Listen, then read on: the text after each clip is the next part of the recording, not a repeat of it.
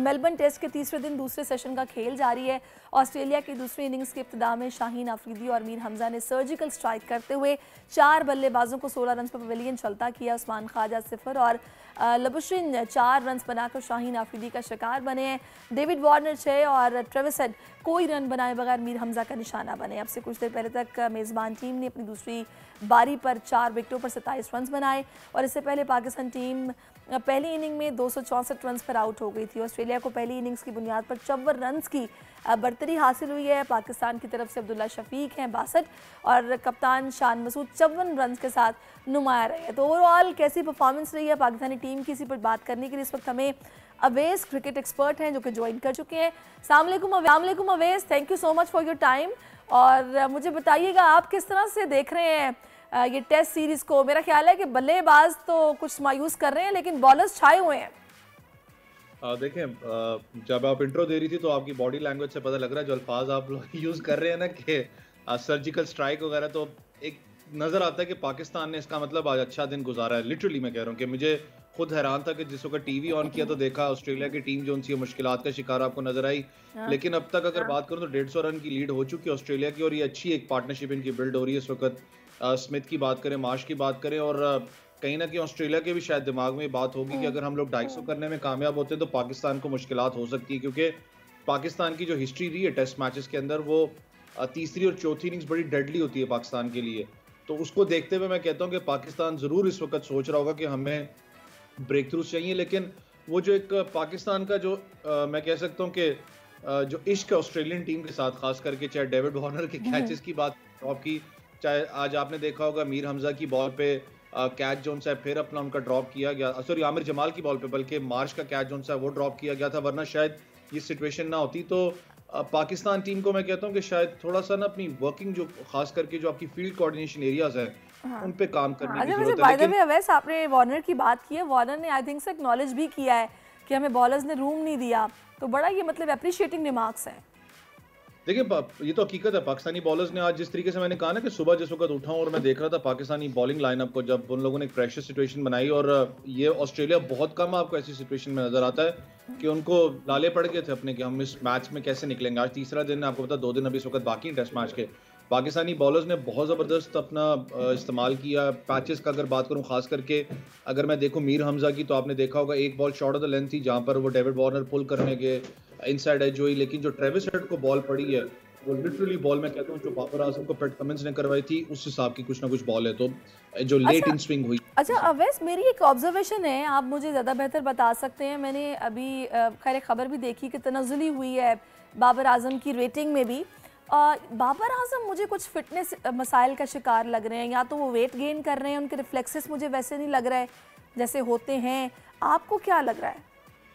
देखिए ये जो रैंकिंग वाला मामला, ऑब्वियसली हर प्लेयर जो उनसे रैंकिंग के पीछे तो वो भागता है कि यार चलो कम से कम मैं रैंकिंग के अंदर कहीं ना कहीं अपने आप को हाईलाइट रखूं, लेकिन रैंकिंग्स जो सी हैं हर दूसरे दिन गिरती हैं। क्यों? क्योंकि आपको पता है जो बड़ा प्लेयर हो, कोई भी प्लेयर हो, उसको रेस्ट भी दिया जाता है, वो खुद भी रेस्ट लेता है इंटरनेशनल क्रिकेट से, तो ऑब्वियसली उसकी रैंकिंग गिर जाती है यहाँ पे। लेकिन बाबर आजम, मैं अभी भी जब देख रहा था मैच, तो अगर स्पेसिफिकली बाबर आजम की बात करूं तो कमेंटेटर्स को भी आप देखें, अगर 2 मिनट के लिए भी कैमरा अगर उनकी तरफ जाता है तो वो उसके बारे में बात करते हैं कि कितना इंपॉर्टेंट प्लेयर है वो। चाहे वो पैट कमिंस की आज आप स्टेटमेंट देखें, पैट कमिंस ने कहा it's ball of the year जो मैंने बाबर आजम को की, और ऑब्वियसली बाबर आजम एक बहुत बड़ा बैट्समैन है और उसका इर्द गिर्द सारा वो कह रहे थे हमारा जो प्लान है वो उसके इर्द गिर्द घूमता है कि हमने इसको आउट कैसे करना है इस मैच के अंदर, इस सीरीज के अंदर। इतनी इंपॉर्टेंसी बाबर आजम रखते हैं। लेकिन बाबर आजम का जो मैंने अभी तक जो पहले टेस्ट मैच की बात करूं चाहे दूसरे टेस्ट मैच की बात करूं, वो प्रेशर में आई डोंट नो कि वो शायद कैप्टन थे, कैप्टनशिप से उतारा गया, तो एक वो टाइम लगता है बंदे को वापस उस रोल के अंदर आते हुए। और खास करके अगर बाबर आजम की शॉट सिलेक्शन की बात करूं तो आपको पता है ऑस्ट्रेलिया में कवर ड्राइव्स बहुत कम लगती हैं, क्योंकि बॉल ज़्यादातर अपराइज आता है, आपको इतना आसानी से आप कवर ड्राइव नहीं खेल सकते, आपको बैकफुट पे बड़ी तगड़ी अपना पंच खेलनी पड़ती है। लेकिन बाबर आजम को मैंने जो उनका खास करके बैट है, कल की बॉल की अगर बात करूं तो बड़ा लेट आ रहा है। आई डोंट नो कि बाबर आजम के इस वक्त दिमाग में क्या चीज़ें चल रही हैं, शॉट सिलेक्शन के लिहाज से कर लें या बैट पैच उनका चल रहा है, मुझे समझ में नहीं आ रही अभी तक के मामले। लेकिन बहुत बड़े बैट्समैन हैं, सारे मामलात हैं, कप्तानी से भी उतारे गए।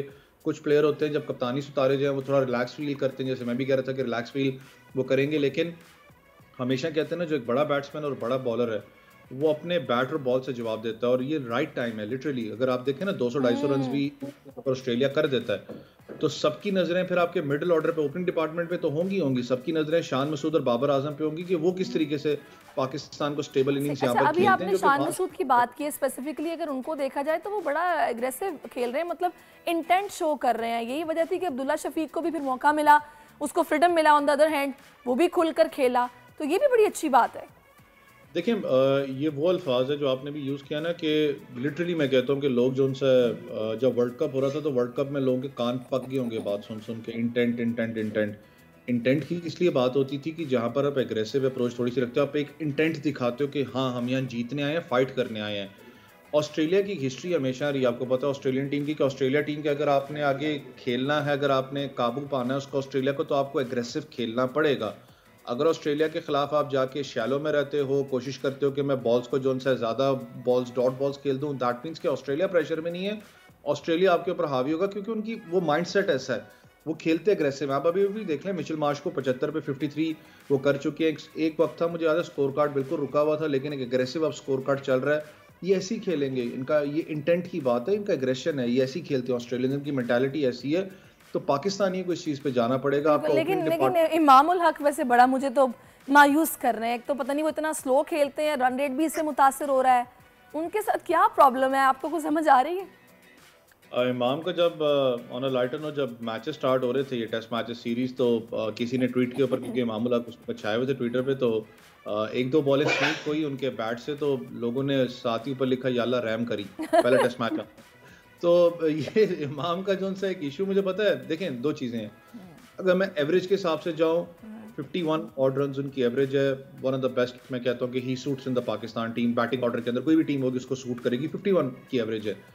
लेकिन आप दूसरे एंड पे देखते हो कंसिस्टेंसी, उस बंदे की कंसिस्टेंसी नहीं रही। चाहे आप बात करें वनडे फॉर्मेट की बात करें, चाहे आप बात करें टेस्ट मैच फॉर्मेट की, तो उनकी कंसिस्टेंसी नहीं रही। पिछले टेस्ट मैच में भी आप देखें, जो एक उन्होंने इनिंग्स खेली थी जब वो खड़े हुए थे एक विकेट पे, अगर लोग कहें कि नहीं जी उन्होंने एक अपना एंड जॉनसन संभाला हुआ था, वो भाई मेरे कौन सा संभाला हुआ था एंड, वो सारा का सारा प्रेशर जो है वो माउंट करके गया है। तो प्रेशर आया क्योंकि आपने इतनी ज़्यादा बॉलें खेली हैं, आप अपना रन्स आपके पास थे नहीं बोर्ड पे, आपकी विकेट्स भी गिर रही थी। फिर उसके बाद वो जो एक ओपनिंग डिपार्टमेंट का स्टांस होता है जब हम इंटेंट की बात करते हैं, वो इतना इंपॉर्टेंट होता है, क्योंकि उस ओपनिंग डिपार्टमेंट ने एक पूरा जाल बिछाना होता है आपके मिडिल ऑर्डर बैट्समैन के लिए कि वो आगे आके स्टेबल इनिंग्स खेले। लेकिन जब आपको ओपनिंग डिपार्टमेंट ही फ्लॉप जाएगा तो ऑब्वियसली वो चीज़ हर्ट करेगी। अब्दुल्ला बिल्कुल आप शफीक सही देखें, कह रहे हैं, बिल्कुल आप सही कह रहे हैं। अच्छा, लेकिन हमारी ये जो 4 पेसर्स के साथ जाने की स्ट्रेटेजी थी, आई थिंक सो ये काम किया है इसने, अच्छी रही है।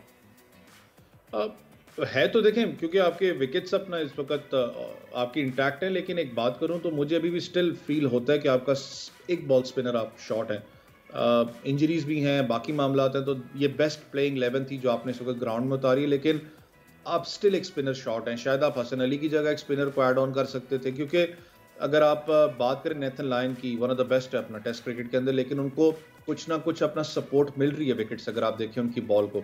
तो इस वक्त तो स्पिनर बड़ा इंपॉर्टेंट था यहाँ पर रोल प्ले करता, क्योंकि अभी तक आप ऑस्ट्रेलियंस को देखें, दो चीजें ना, क्योंकि ऑस्ट्रेलियंस ज्यादा सूटेड है फास्ट बॉलर्स को, वो पसंद करते हैं बॉल अपना चेस्ट हाइट पे आए, अच्छे तरीके से हम उसको खेल सके, बॉडी के ऊपर बॉल को लें, क्योंकि आप अवे फ्रॉम द बॉडी तो ऑस्ट्रेलिया में खेल नहीं सकते, आपको बॉडी में सही बॉल बात लेना है, पड़ता है। बिल्कुल।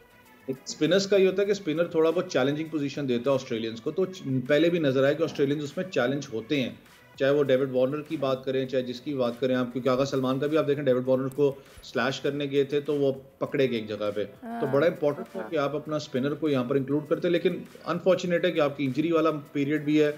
लेकिन अप्रिशिएशन सबसे ज्यादा लिटरली कहता हूँ शाहीन शाह अफरीदी को मैं इसलिए भी देना चाहूंगा, बहुत ज्यादा मैंने भी क्रिटिसाइज किया, बहुत लोगों ने क्रिटिसाइज किया कि शाहीन वो नजर नहीं अब आपको आते, लेकिन आज शाहीन लिटरली नजर आए। ठीक है, पेस ड्रॉप बिल्कुल, है, तभी तो वो सोशल मीडिया पर भी छाए हुए हैं, लोग इस हवाले से बात भी कर रहे हैं। फाइनली मैं चाहूंगी अवैस मुझे बताएगा कि अभी भी अपॉर्चुनिटी हमारे पास मौजूद है, हमारी अप्रोच क्या, हमें अभी किस तरह से खेलना है, बस ये टिप दें फिर मैं आगे बढ़ूँ।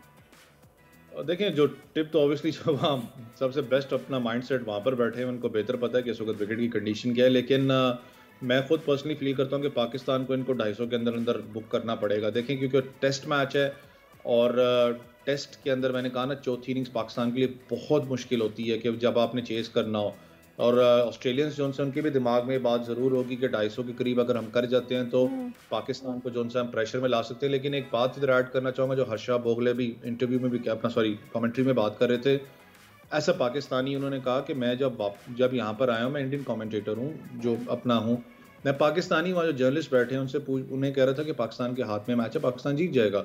सही। और हमारे जर्नलिस्ट अरे नहीं जी पाकिस्तान नहीं जीतेगा।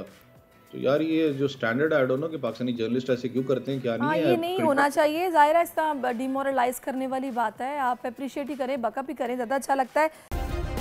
सब्सक्राइब करें और बेल दबाएं ताकि कोई खबर रह न जाए।